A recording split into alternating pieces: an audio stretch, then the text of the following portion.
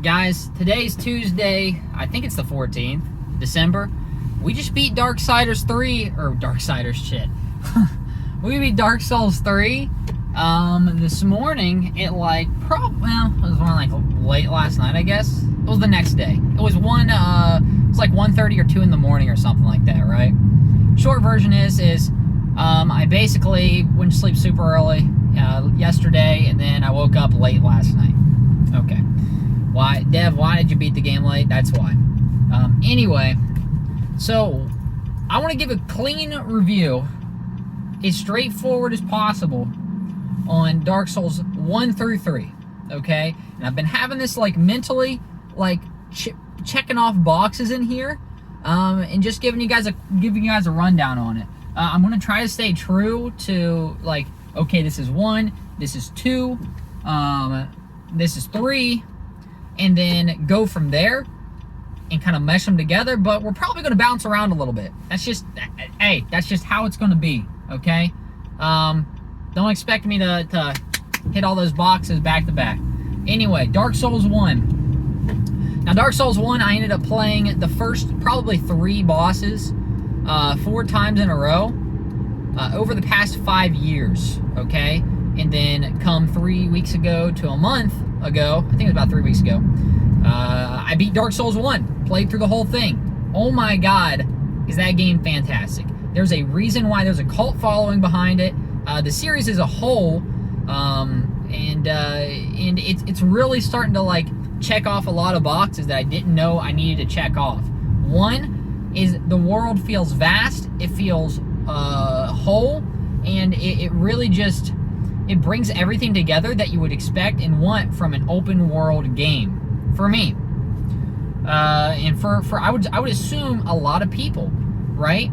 It's very confusing going into it right off the rip because there is no map, right? There are no instructions, and guides are your friend to understand how the stats work, how different rolling works, and if I wasn't streaming it and I didn't have people backing me up and helping me all the way through, it would be really damn hard for me to be able to, 1, beat the game in 30 hours. I think I beat it in about 31 hours, give or take.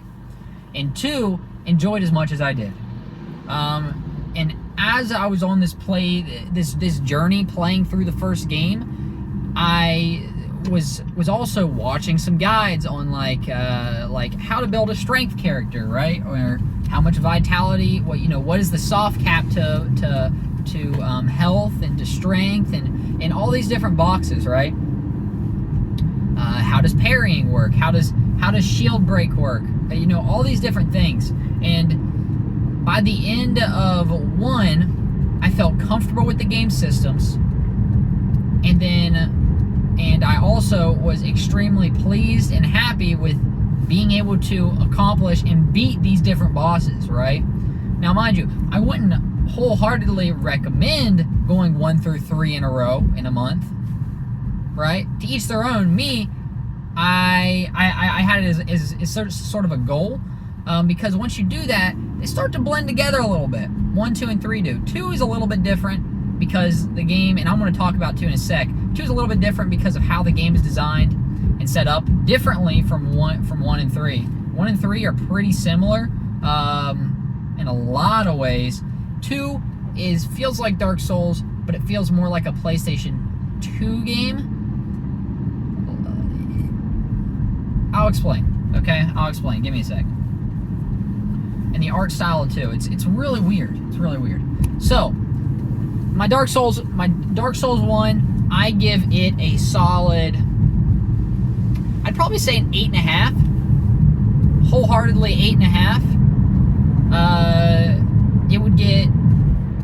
It would probably get a 9 to 9.5 if the lore was understandable, because I had to watch lore videos on everything. And then visually, if it was redone or remastered, is another 0.5, right? Because that game, you don't go in and even it being as old of a game as it is, it still looks great. It looks fantastic, okay? For being as old of a game as it is, it's kind of like, for those of you who have, like, either played Warcraft 3 or you played what was it? Diablo 2, right? It has that like little touch, right? That's special to that game. That's what it feels like, and it feels really good, and it looks good. In the combat feels heavy, all that good stuff. Oh, one more thing in Dark Souls 1 I want to mention is being able to chop off different monsters' body parts for weapons and gear, and killing them in certain ways is only in the first game. And it is I think, a very big lost opportunity. And one of my favorite parts of playing Dark Souls 1 is learning how to get the specific weapon per monster, right? In 3, they did something differently. I'm going to talk about that, but that is it for 1, okay? Dark Souls 1, by the end of it, I felt strong. My character felt strong. I felt like a fucking badass, okay? And it emphasizes, and I struggled a lot, but through that struggle, I also gained a lot of strength, all right? It was good, solid game, okay? Let's go into 2. Okay, 2, right off the rip, they fucked up the controls, okay? I had to download a mod, or they fucked up the camera. I had to download a mod to fix the camera to where it was similar to the first game. In 2, if you don't have a PC and you're playing 2, I'm sorry, okay? The mod to fix the camera is crazy important. Literally, going into 2, you push the, what was it? Whenever you move the thumbstick, it like slowly turns, and it goes boom, and then it like instantly shifts the camera. So it's like this, turn, boom, and then it's like you crack your neck every single time you spin that camera, right? That's how they have it off the bat. But in 1 and in 3, they have the same dead zone to where it's very minuscule, but it's based on the speed of, it's like based on how fast you actually move the thumbstick. So if you move it super fast, your camera rotates, right? If you look really quick like that, if you move it slow, your camera looks like this, right? Now mind you, it's not first person, it's third person, over the shoulder, but that's just kind of a perspective I wanted to give you on kind of what 2 did wrong off the camera, and how, hey, I felt very strongly about this. I tried to play with it. Papa felt even more strongly, and so did Chat. Chat just told me, fix it. You need this. They told me how much I need this mod, especially going from 1 to 2, how much I severely needed this mod. I agree with them. Best decision. It was the best 20 minutes to a 50-hour playthrough I could have spent. Okay, spend the 20 minutes, get it fixed up, play the game. Okay. Now, oh yeah, it was on Nexus Mods. It's where I downloaded it. It's one of the top mods, if not the top mod, on Nexus Mods, to fix the camera. It's that important. Anyway, next, Dark Souls 2, you level up a lot, and on top of that, when I mean a lot, I mean I was halfway through the game, and I was already level 100 plus. Every time I went back to the shrine, I was putting like 3 points in, okay? 3 to 5 points in every single time I went back to the bonfire. Oh, and in 1, 2, you could, in any bonfire you could rest at, okay? Any bonfire, and put points in. In Dark Souls 2 and 3, you have to go back and simp some stupid bitch, okay? At least in the third one, she's better looking than the second one. Second one, she's a goofy looking, she's goofy, all right? She's a little goofy looking. But just like but 2 and 3, you have to go and simp at some chick for her to bless your soul, okay? Touch the darkness within me. You gotta woo woo woo, but for her to level you up. Okay, you gotta give her souls to level you up, the Firekeeper. Anyway, that's another, I'd say, complaint. But again, 2 though, it feels like a PS2 game, kind of. Like I was saying, it's a little clunkier in some areas, but it also has a little bit of a prestige type feel to it. Like they wanted the game to last. They wanted you to be able to continuously play this game for a lot longer period of time. And it feels that way, and it's not a bad feel. I actually grew to like it. So you could go clear out an area, and after a while the enemies would despawn. Okay? So if you were getting your ass kicked for a while, you would go, you'd collect your souls, you'd get your ass kicked. Collect your souls, get your ass kicked. You kill 3 enemies, eventually those 3 enemies will not spawn again. Some like it, some don't like it. I actually ended up liking it.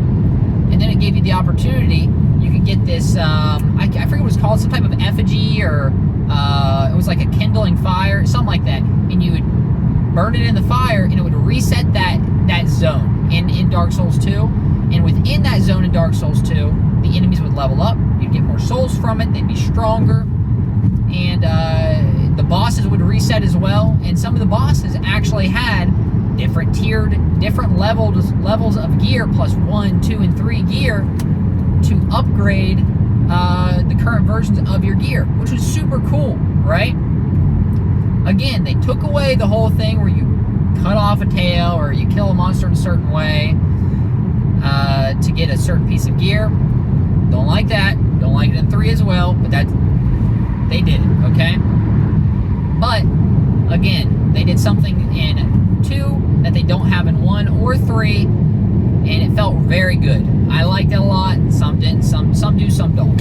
Okay. It was a new game plus per area instead of a per game new game plus. Okay.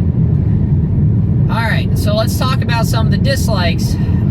So another dislike I had with 2, and the world felt very split off from each other. Okay. In 1, you'd go in, and we'll talk about 3 in a sec. In 1, you'd go in, and when you saw the opening cinematic, you saw the entire castle, you saw the forest, and if you were in the forest and you looked up, you could see that motherfucking castle up there. You could look up and see and be like, oh my god. The sense of scale was there. It felt great. It was zone-based, but still felt like an open world, right? Like you would go in an area and go, doom, and then pop up the name of the zone you were in, but you could turn around and look, and there was the keep, dude, right behind you. This big fucking castle. And it was awesome. All right, it was fantastic. Okay. And 2, and this is almost every single time you go into a zone in 2. All right, some people liked it, some people don't. I read a little bit of a blog, or a vlog on. No, it was a blog post on kind of what happened in 2. And I'll explain that in a second. Is they ended up starting the game, and they changed the direction of the game like 3/4 of the way through the project, or 2/4 of the way, like halfway through the project or something, and they had to figure out how to piece these different zones together. Okay, so you'll literally go underground, go to a zone, boom, it's big and vast, right? In this one part, you'll go through these caves, blah blah blah, boom, pop up, and it's like some pirate-ish swashbuckler area. Super cool, right? You beat the boss, whatever, and then boom, you'll take some ship that just takes you to a completely different zone, and you're completely out of sync with everything else again.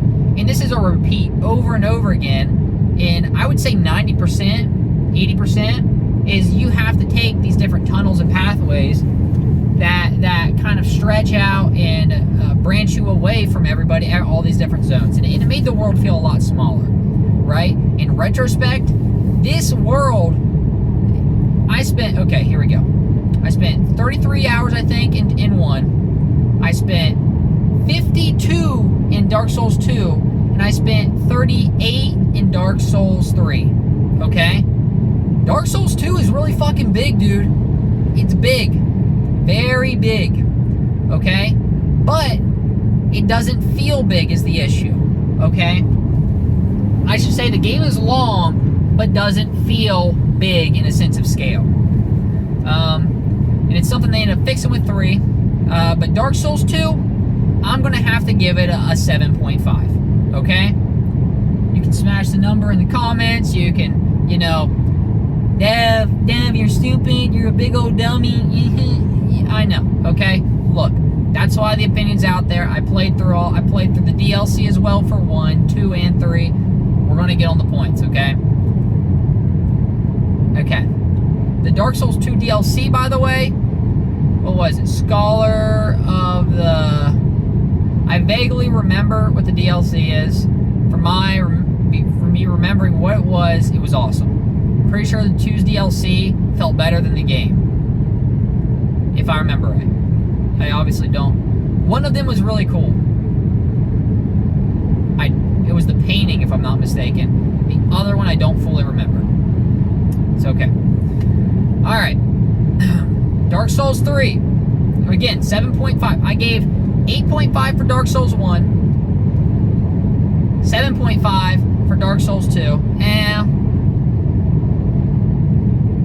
I give it 7.5. 7.5 for Dark Souls 2. And going into Dark Souls 3. Okay, one more thing too on 1. 1, I played a strength build, axes only. I used one axe the first half of the game, or 3/4 of the game. I used another type of axe / club. I can't remember. I used some other weapon the other 1/4 of the game. Okay? No lie. Yeah, it was another axe. I upgraded to some giant's axe. Some big dick ultra axe that I used, or great axe that I used for the other part of the game. Alright, and Dark Souls 2, which really, I think, extended the life of that game, now that I think about it, is I went for a mage, a Gandalf build in Dark Souls 2. That shit was rough. Most of the fucking enemies I versed had dark resistance, dude. I versed so many goddamn enemies with dark resistances that I couldn't do damage to it was crazy. Dark does so much damage, but I couldn't kill him. Or it was such a big, like, kick in the nuts, dude, that I couldn't do enough damage. Okay, anyway, I'm ranting. Okay, Dark Souls 3. This game, right off the rip, you start out, you're confused, the world looks beautiful, right? And I start out, and this is a dex build. I'm going for a dexterity build because, you know what? I did an intelligence build first, or an intelligence hybrid build. I did a strength build first, intelligence hybrid build second, right? And then this one I'm going dex, right? Because I got to get the 3 playstyles, right? I want to get 3 solid playstyles in as a more of a, you know, high mobility, high strength, and a big fucking 5 head, okay? So, 3, we're in, the world looks beautiful, you're going through, and let me tell you right now, 3 right off the rip is way more punishing.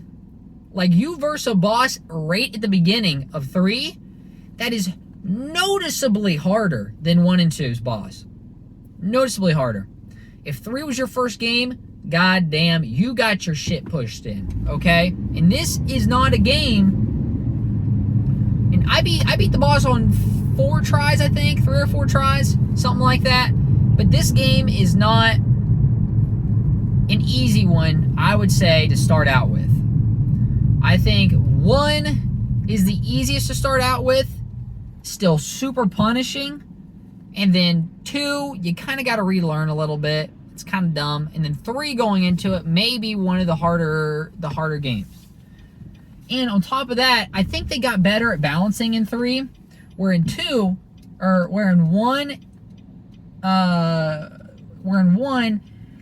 the balance was there from Demon Souls, you know. They went in from Demon Souls to Dark Souls, but it's very noticeable that there are some abusive systems that you can take over in 1 to really kind of piece it together, right? So 3, first boss, I get my ass kicked for a while, blah, blah, blah.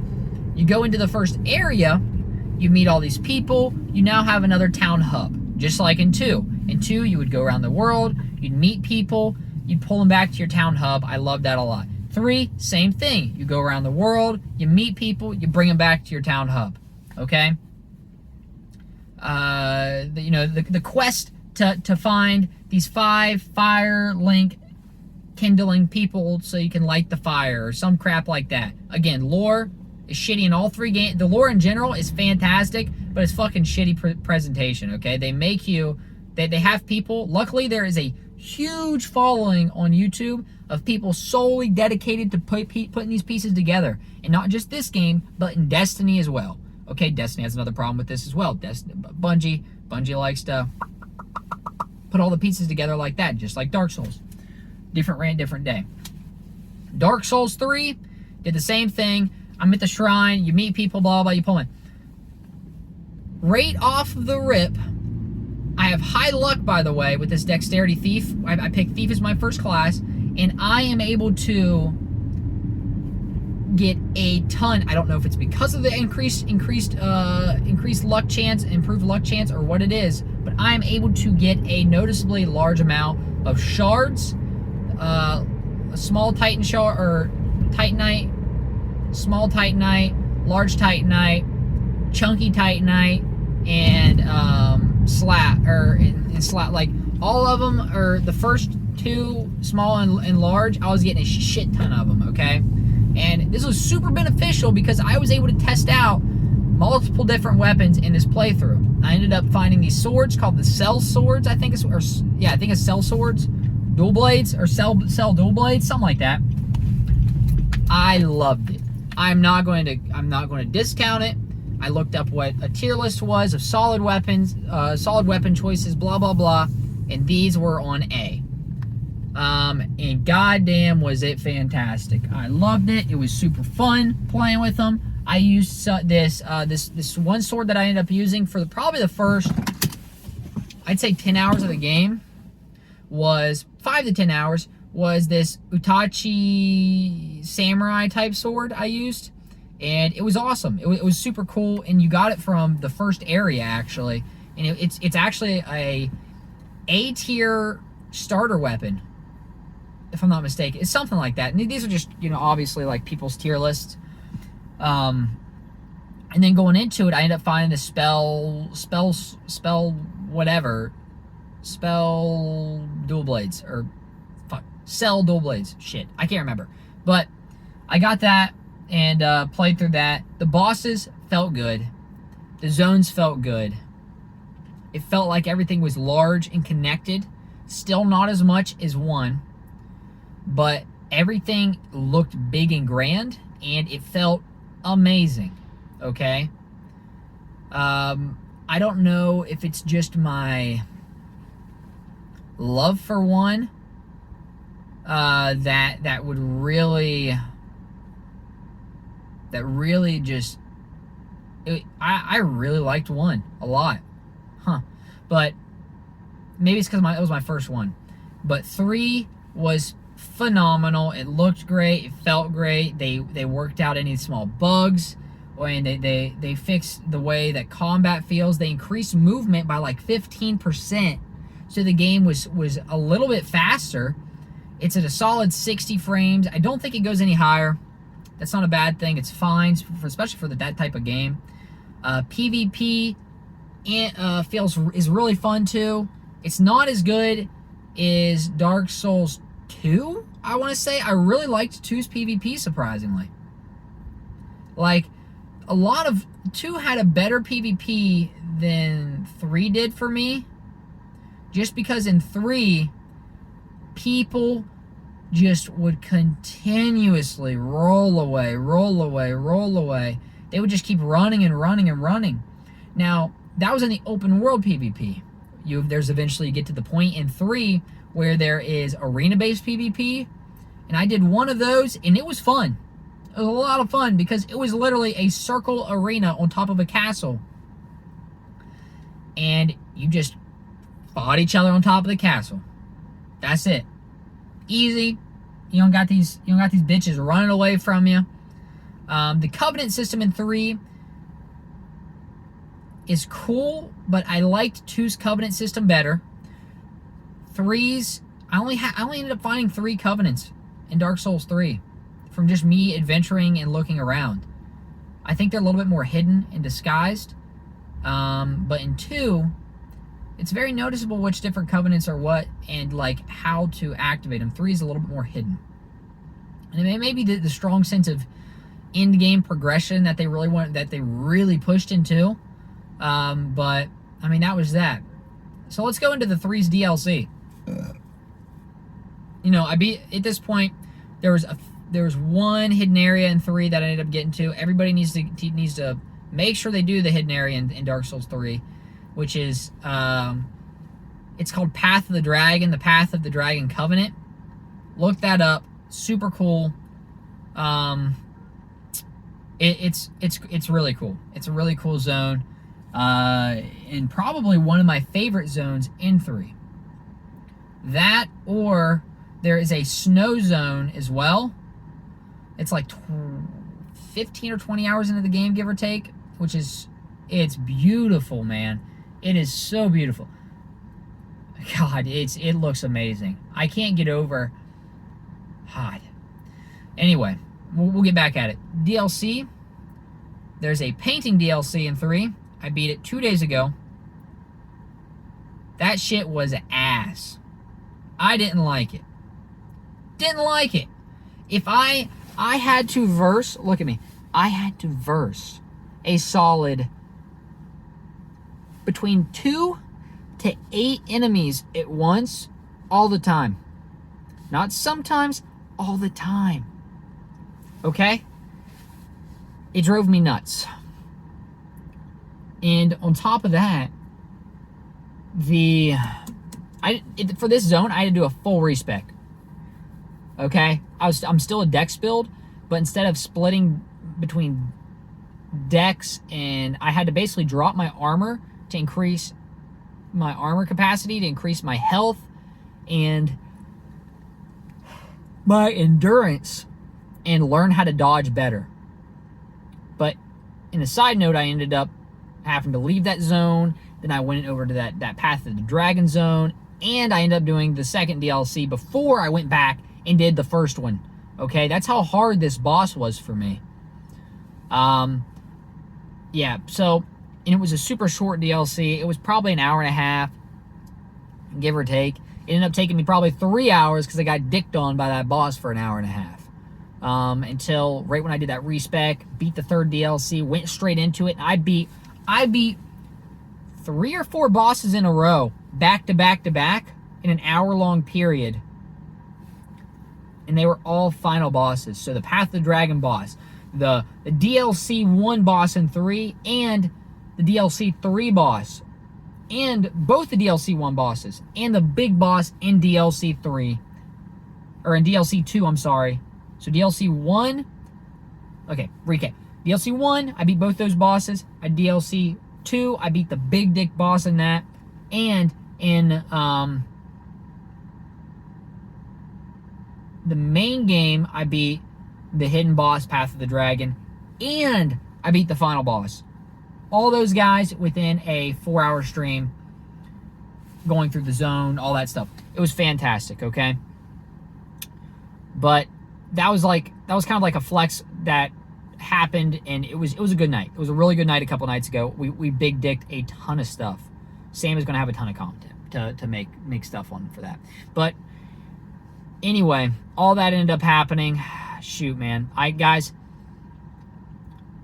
3 was a very good game. Because I'm gonna kind of wrap it all up here. We're about to hit the 30-minute mark. 3 was a very good game. It was a great game, mind you. And with that, I'm gonna have to give it an 8.5 as well. It gets the 0.5. If it wasn't for visuals, it would get an 8 for me. I think the visuals bring it up an extra 0.5, but visually it was fantastic. It was amazing. It looked great. It felt great. I liked the increased movement speed by like 15% or something like that. It sped up combat, and it takes a while going from 1 to 2 and then into 3, which is a little bit faster, but it feels like 1. The movement and the combat feels more like 1, right? But it's just that increased speed. It allows the player to just play at a better pace. It's just a great pace. But I give it an 8.5. I love the world and the environment. I still liked one's in world and environment better. But again, it's just all in what you like, what you feel, because each one of the Souls games does have a slightly different feel. They do. Again, 8.5 for Dark Souls 1. It would get a 10 if it had better visuals, if they had updated visuals, and if the lore was better. Dark Souls 2 got a 7.5.